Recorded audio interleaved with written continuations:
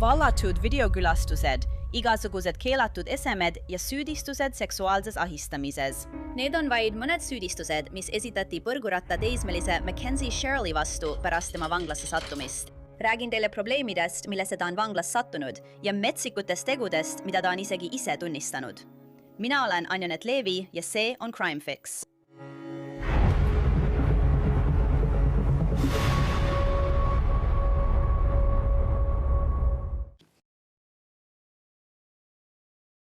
Kohtunik, kes saatis Mackenzie Shirley tõenäoliselt kogu eluks vanglasse, nimetas teda põrgurataks. See oli muidugi sellepärast, et ta sõitis 100 miili tunnis vastu seina, tappes oma poissõbra Dominic Russo ja tema sõbra Davian Flanagani. Siin on Ohio's Strongsville'i politseiametnikud sündmuskohale reageerimas 31. juulil 2022.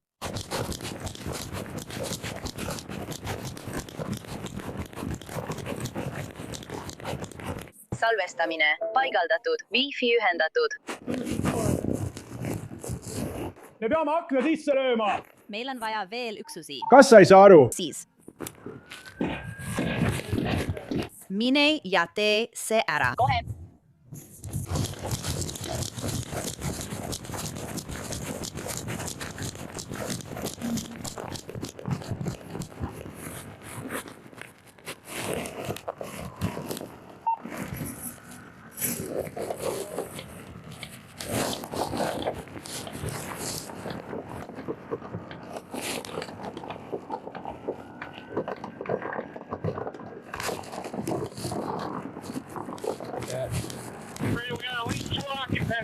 Keegi pole, täis kõuga. Salvestamine, paigaldatud, Wi-Fi ühendatud, kõik ongi.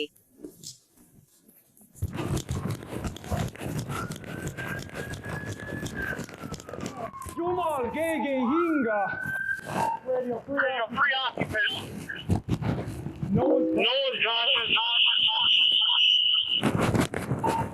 Keegi ei hinga. Okei, löö see aken sisse.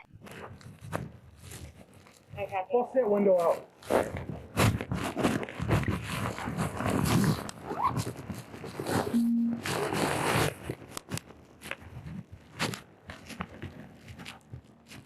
Issa mees!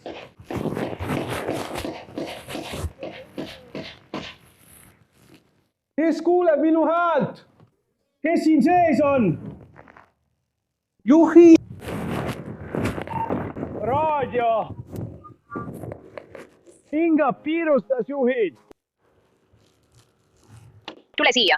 Anname sellest teada, tore!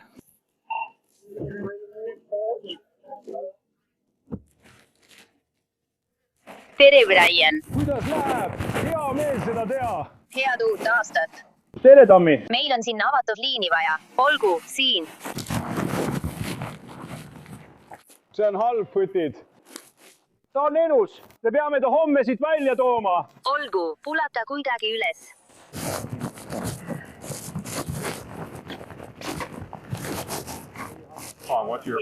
Prokurörid ütlesid, et õnnetus oli tahtlik. Mackenzie oli surmasuus, kuid jäi ellu. Samal ajal kui tema advokaat väitis, et tal tekkis meditsiiniline episood ja ta kahetseb seda kohutavat surmaga lõppenud õnnetust. See on nende väide ja see on tema väide.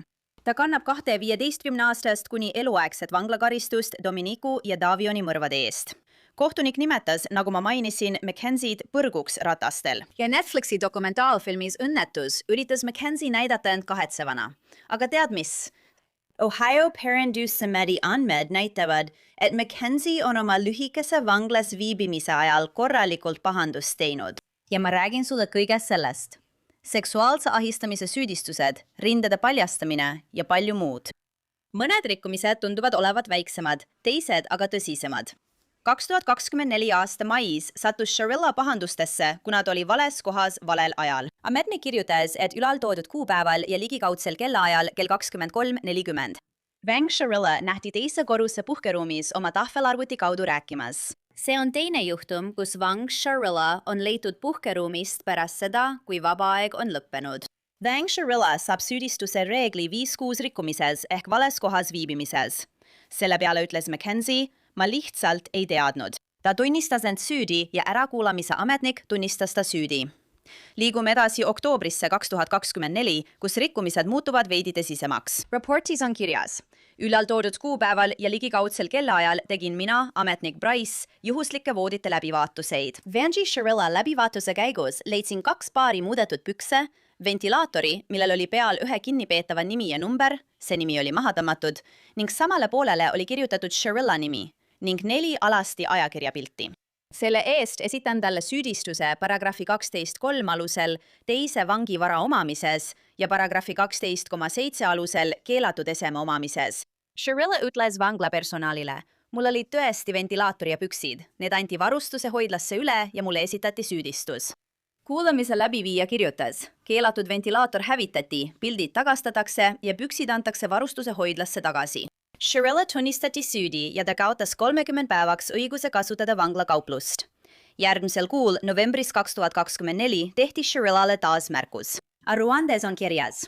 11. novembril 2024 kell umbes 12.40 peatasime koos ametnik Grahamiga vangistatud isikuid juhuslikeks läbiotsimisteks. Vang Shirilla peatati ja ta andis vabatahtlikult oma dressipluusiga puutsist üle juustutüki ja paki nuudleid. Vang Shirilla ei kandnud ka CFSi riigipoolset särki, mis tähendas, et ta ei vastanud riietumisreeglitele. Lisaks kandis ta muudetud riigipoolset dressipluusi, millel olid helmed küljes. Ma esitan Vang Shirillale süüdistuse paragrahvi 16.3 alusel, kuna ta tuli CFSi rietumisreegleid rikkudes ja paragrahvi 12.7 alusel keelatud esemete omamise eest. Ohvitser Schoenlab helistas mulle halest ja teatas, et Vang Shirillal oli 2 dressipluusi all siiski riigipoolne särk seljas. Sellest hoolimata peitis Vang Shirilla tahtlikult oma krae ja särgi, et jätta mulje, nagu tal poleks riigipoolset särki seljas. Jällegi tunnistas Shirilla oma süüd ja kaotas 30 päevaks õiguse pakkidele ligi pääseda. Kui 2 päeva hiljem sattus Shirilla taas pahandustesse oma riietuse tõttu.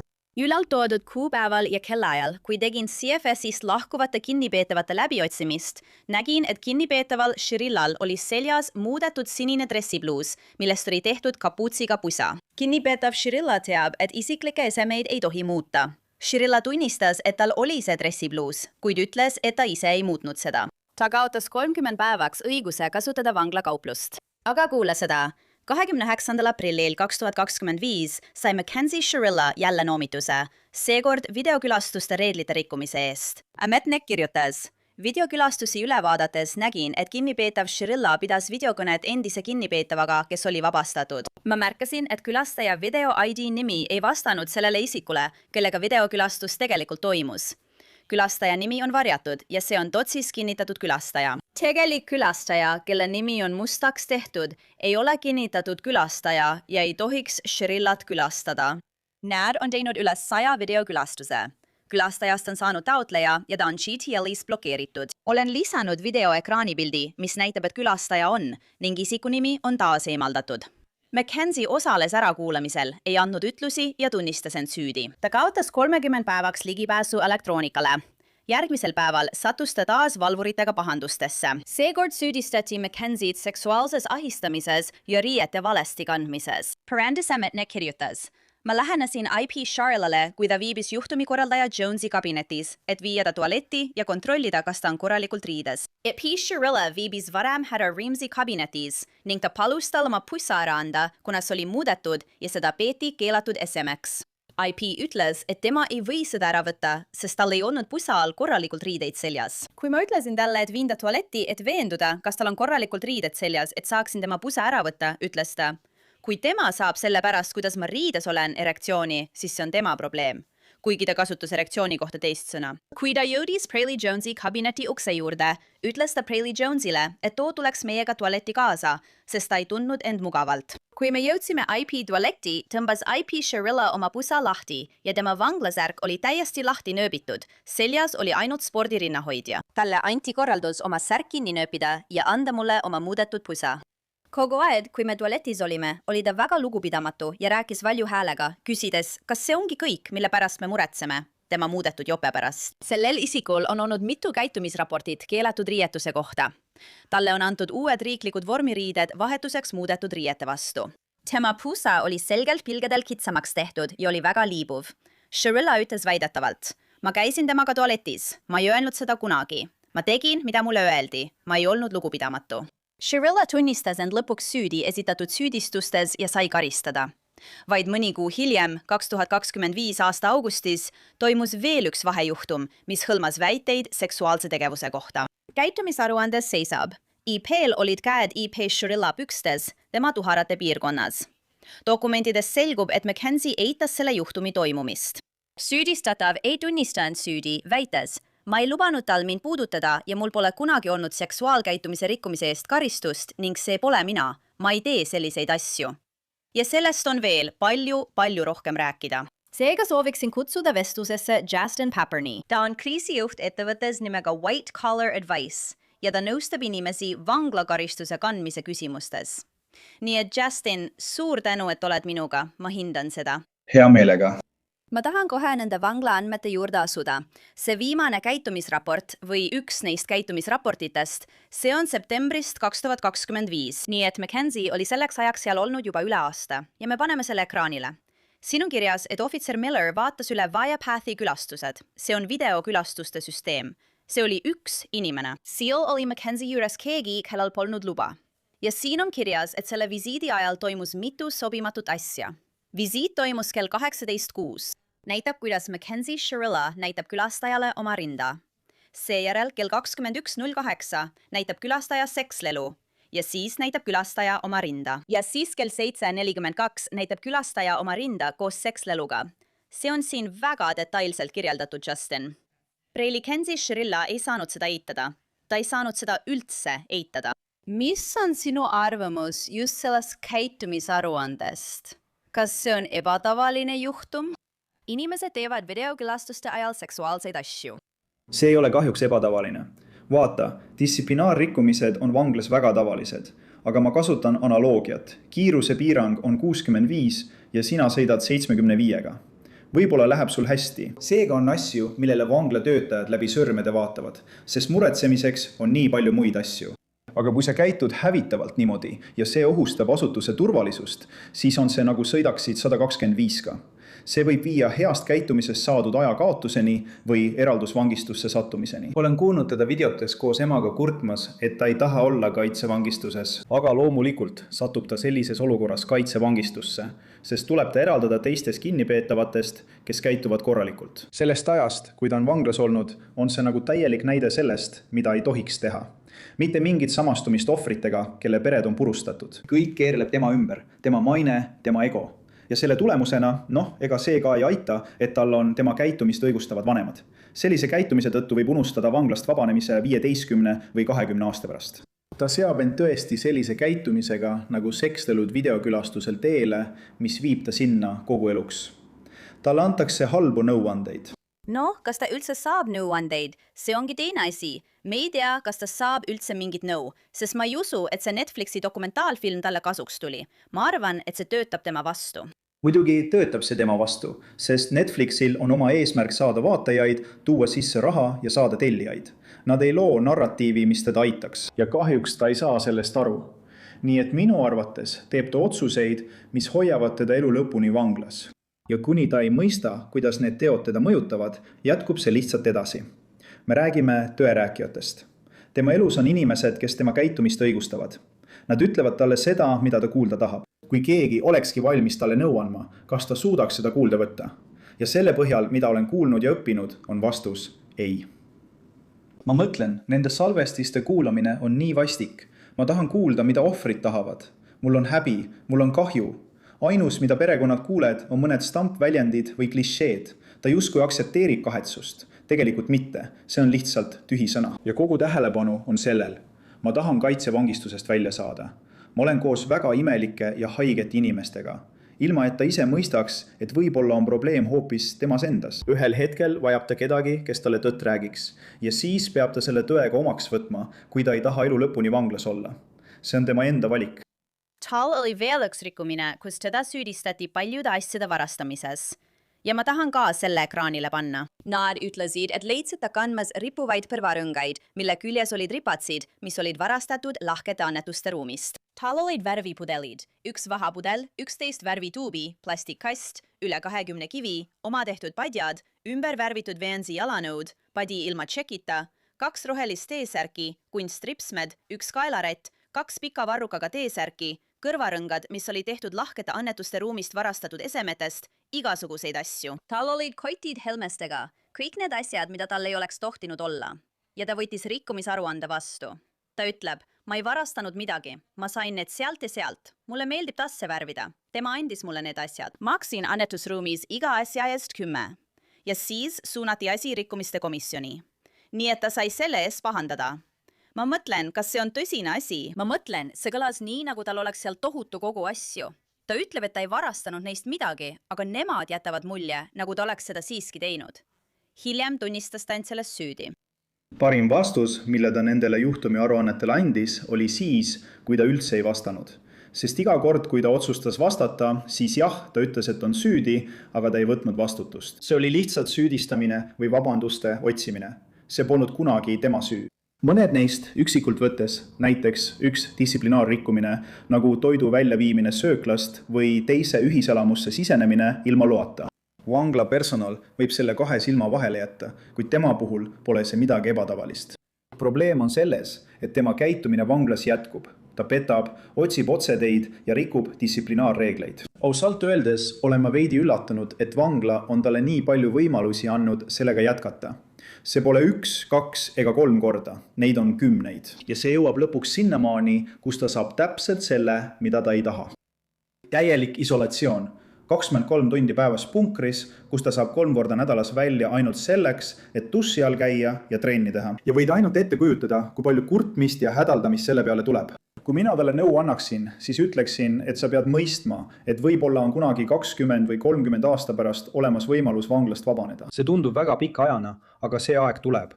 Ja kui sa hakkad tegema häid otsuseid, ma võtan täieliku vastutuse oma käitumise eest. Ma samastun ohvritega. Kui mina oleksin nende asemel, tahaksin ka karistust ja kättemaksu.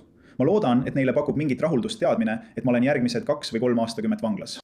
Selle asemel kogub ta distsiplinaarrikkumistega endale aina rohkem märkusi ega hooli üldse, tehes endast staari. Netflix ei tee seda, see ainult suurendab tunnet, et ta on mingi kuulsus või superkangelane.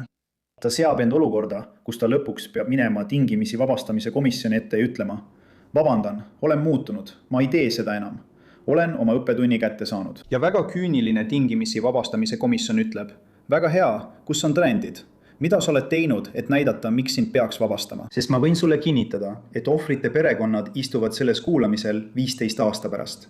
Kui ta hakkab seda reaalsust mõistma, võib ta teha paremaid otsuseid. Või mõned inimesed, kellel on pikad karistused, ütlevad: tead mis, keda huvitab? Karistus on liiga pikk. Ma ei lähe kunagi siit ära. Ma elan oma elu. Kui ma tahan sekslelusid, videokülastusi ja et mul oleks fänne üle kogu maailma, kes mind ülistavad, siis olgu.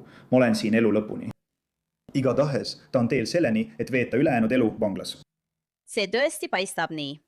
Ühel korral sai ta isegi märkuse, nagu nad neid nimetavad. Nad nimetavad neid märkusteks. Neid nimetatakse käitumisraportiteks, aga vangid kutsuvad neid märkusteks. Ja tundus, et neid tuli talle kiiresti ja järjest, nagu kõiki neid asju.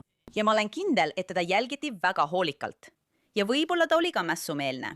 Meil pole kogu pilti, aga tundus, et tal oli neid mitu järjestikku. Ja kui ta ühe neist vastu võttis, siis ta allkirjastas selle sunni all. Jah.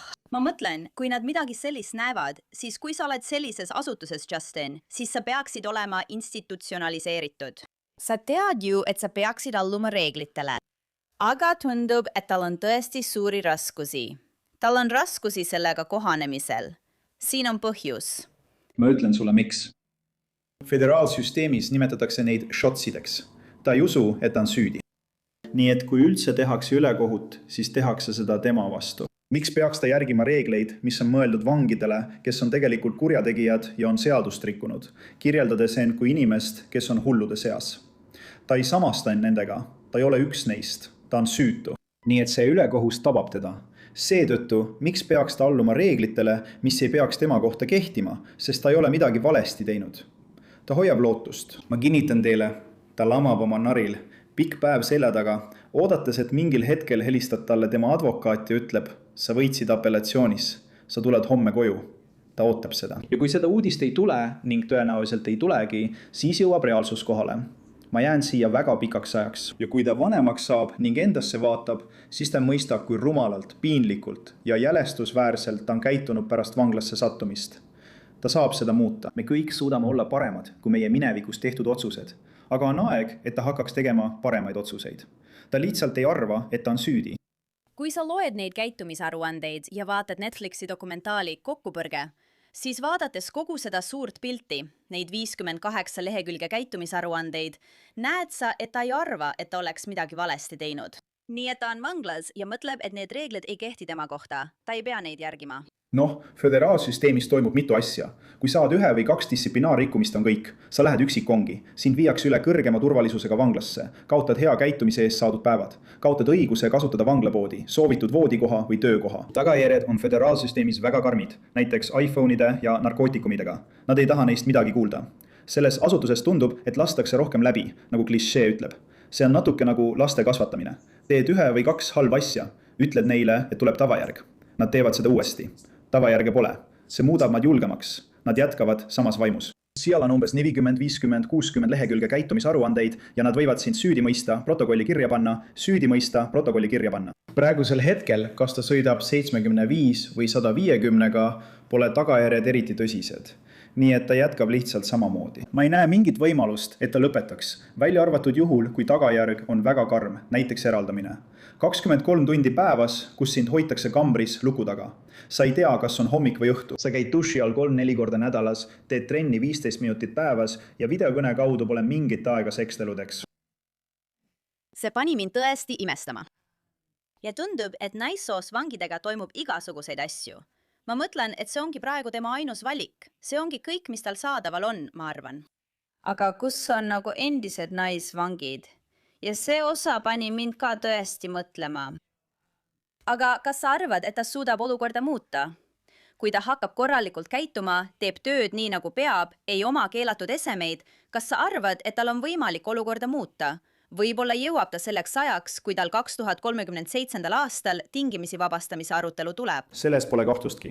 Kui vaadata inimesi, kes on ajaloo jooksul vanglas olnud, Adam Plausen, Malcolm X, minu partner Michael Santos, kes kandis veerand sajandit vangistust, mina ise olin vanglas vaid tühised 18 kuud, olles üsna ülbe ja enesekeskne valgekrae kurjategija, kes arvas, et on teistest parem, kuni vanglasse sattusin. Me kõik saame paremaks muutuda, aga mitte lihtsalt ilusa jutu või stampväljendite abil, vaid tegude kaudu. Ta peaks päevikut pidama. Kes ma olen, mida ma õpin, mida ma teeksin teisiti. Kui ma loen raamatut, siis miks ma seda loen? Kuidas see raamat aitab mul edasi liikuda? Kuidas ma saan arendada ja kasvatada oma võrgustikku? Kõige tähtsam edaspidi on see, et peab olema mingisugune aksepteerimine. Ma tapsin 2 inimest.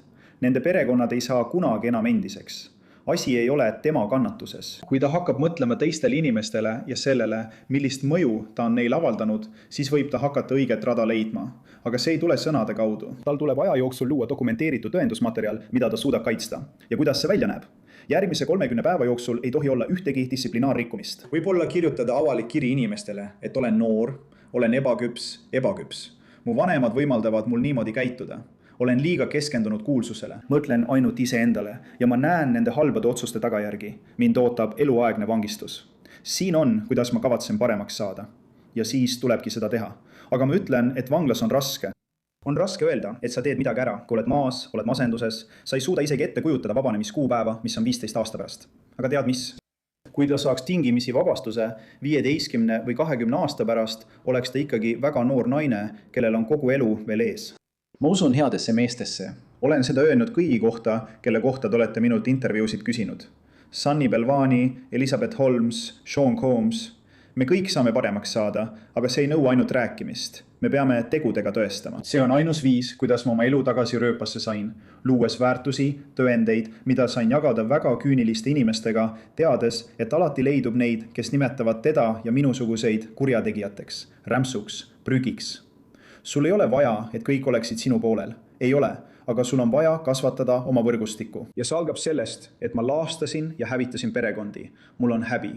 Siin on, kuidas ma kavatsen paremaks saada ja seda üles ehitada. No, eks näis, mida ta sellega peale hakkab, kui ta sinu nõuannet kuuleb.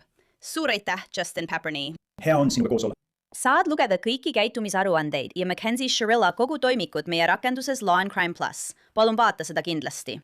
Ja see ongi kõik selleks korraks saates Crime Fix. Mina olen Anjanet Leevi. Suur tänu, et olid minuga.